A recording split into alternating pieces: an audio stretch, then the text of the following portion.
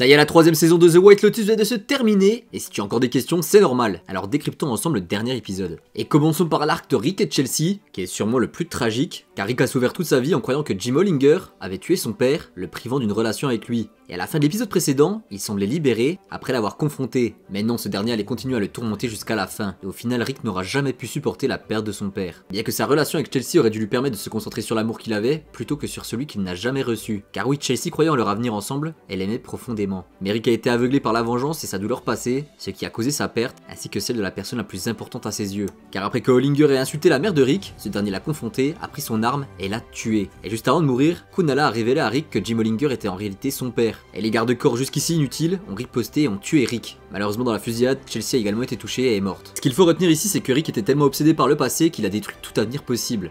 Les deux seront ensemble pour toujours, mais dans l'au-delà. Le réalisateur a également déclaré que Rick est devenu la personne qu'il cherchait à tuer, soulignant son malheur intérieur. Passons désormais à l'arc de la famille Ratcliffe. Et au début de l'épisode, Timothée hésite encore à tuer sa famille. Piper est revenue du monastère en disant qu'elle ne pourrait pas vivre là-bas, montrant qu'elle était bien plus attachée aux biens matériels qu'elle ne le pensait. Et finalement, le cocktail mortel choisi était un blender pina colada avec la graine du fruit du pong pong, un fruit très mortel. Timothée lui fait un discours sur sa volonté de protéger sa famille de la souffrance, mais lorsqu'il est devant le fait accompli, il change d'avis.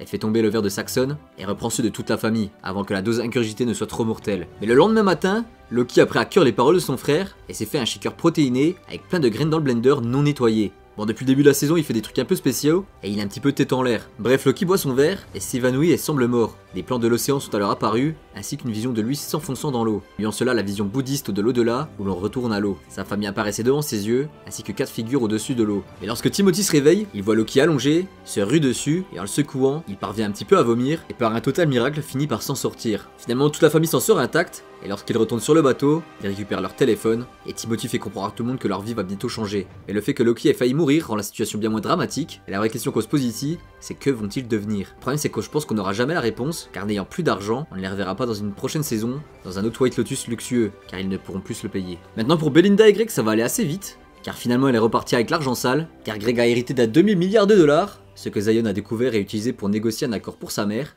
Il a alors demandé 5 millions de dollars au lieu de 100 000 dollars pour son silence. Belinda a alors fait semblant d'être mal à l'aise avec la situation pour inciter Greg à accepter, mais l'argent était clairement sa priorité. Finalement, elle a touché le gros lot, ce qui a complètement changé son comportement. Avant l'argent, elle avait une connexion sincère et une étincelle romantique avec Porcher, avec qui elle envisageait d'ouvrir une entreprise, mais avec l'argent, ses sentiments pour Porcher ont disparu et elle a brisé son rêve d'ouvrir un spa, montrant que l'argent était bien plus important que sa relation. On continue avec l'arc de Gaitok le garde, qui a montré également le triomphe du mal, car il était fondamentalement une bonne personne et pensait ne pas avoir un instinct de tueur, ce qui désintéressait Mou. Il savait que Valentin, Alexis et Vlad étaient les voleurs de l'épisode 2 et était carrément prêt à démissionner, et à la fin il est finalement devenu l'exécuteur en tuant Rick sur les ordres de sa chef, et on voyait qu'il ne voulait pas tirer. Mais finalement après cet acte, il a réussi à conquérir le cœur de Mou, a obtenu un nouvel emploi comme garde du corps, et n'a pas révélé l'identité des voleurs. On le voit même boire un verre avec eux au bar à la fin. Il a obtenu ce qu'il voulait, l'emploi et la relation, mais au prix de tuer quelqu'un contre sa volonté. Et finalement le dernier arc, celui de Laurie, Jacqueline et Kate, c'est celui-là qui a la meilleure fin, car c'est la seule fin heureuse de l'histoire, en tout cas qui ne nuit à personne, car Laurie a finalement révélé ses pensées, et ses comparaisons constantes avec Jacqueline et Kate, qui elle avait passé une excellente semaine,